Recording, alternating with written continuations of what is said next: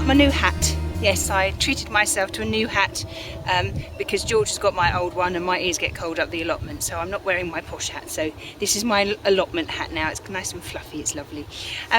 Hello and welcome to Claire's allotment. I haven't seen you for quite a while, I have to admit.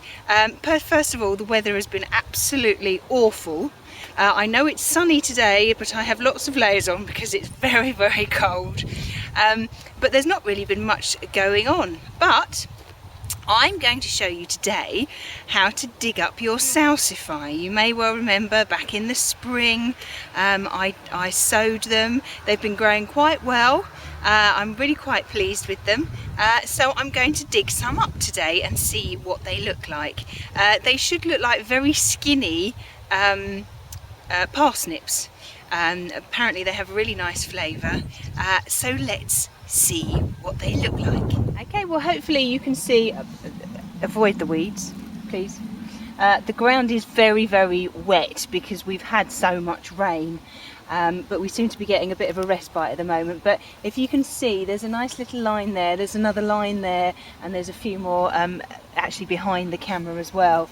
So I'm going to dig this one up. Now you can dig these up any time from October through to about, take the last ones out in like April. They're very hardy, so they won't get spoilt by the frost. So don't get too close. Just put your fork in. You will need a fork because they do go down quite a long way. And just push it down as far as it will go. And then the same as you would do with carrots or with parsnips. Pull back gently with one hand and then grab hold of the leaves with the other. And as you push back with the fork, gently wiggle. And hopefully it should come out.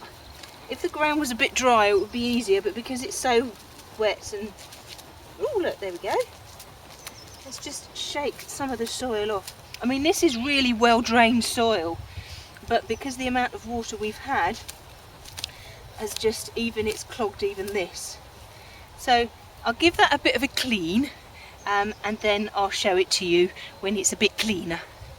Okay, well I've vaguely cleaned this one. There's not as much dirt on it, but that's the sort of size that you're expecting to get. They will be hairy like this, but don't worry because they're supposed to be. This one does have a couple of extra legs on and I seem to leave a bit in the soil, but never mind. But that's about the size that you're looking at. Basically a skin, if you think of it as a skinny parsnip, that's what it should look like. And when you cook these, they're very versatile. You don't want to sort of, preferably don't stick them in a stew because they've got a very delicate flavour and you want to taste that flavour, and if they're in a stew then you most probably won't be able to. So you can roast them on their own, so have them with vegetables that way.